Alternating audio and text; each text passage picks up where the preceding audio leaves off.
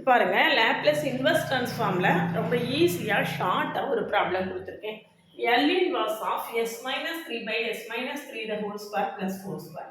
இங்கேயும் s minus 3 இருக்கு, இங்கேயும் s minus 3 இருக்கு. அப்போ ஃபஸ்ட்டு ஷிஃப்டிங் தியரம் படி மைனஸ் இருந்தால் ப்ளஸில் வெளியே எடுக்கணும். e power 3t L inverse of மீதி என்ன இருக்கோ அதை எழுதிக்கோங்க, s by s square plus 4 square.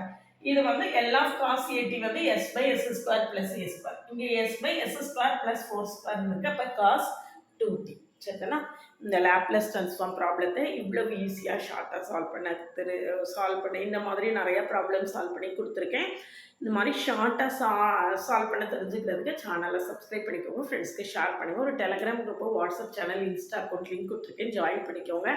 PGTRB notification அன்எக்ஸ்பெக்டடாக ஏர்லியராக வந்துருச்சு, ஏர்லியராக எக்ஸாம் கண்டக்ட் பண்ண போகிறாங்க.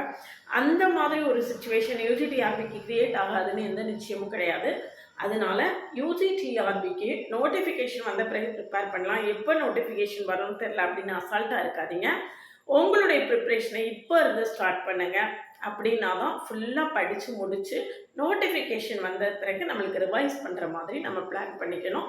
அதனால் இப்போவே இருந்து உங்களுடைய ப்ரிப்ரேஷனை ஸ்டார்ட் பண்ணுங்கள். யூஜிடிஆர்பி மேத்ஸுக்கான ஆன்லைன் கிளாஸஸ் தொடங்கி போய்கிட்டு இருக்கு. கிளாஸில் ஜாயின் பண்ணவில்லைங்கன்னா காண்டாக்ட் பண்ணுங்கள். நம்மளுடைய கிளாஸஸ் எப்படி இருக்குன்னு கமெண்ட்லேயும் டிஸ்கிரிப்ஷன்லேயும் கொடுத்துருக்கேன், போய் பார்த்துட்டு கம்ஃபர்டபுளாக ஃபீல் பண்ணிங்கன்னா காண்டாக்ட் பண்ணுங்கள்.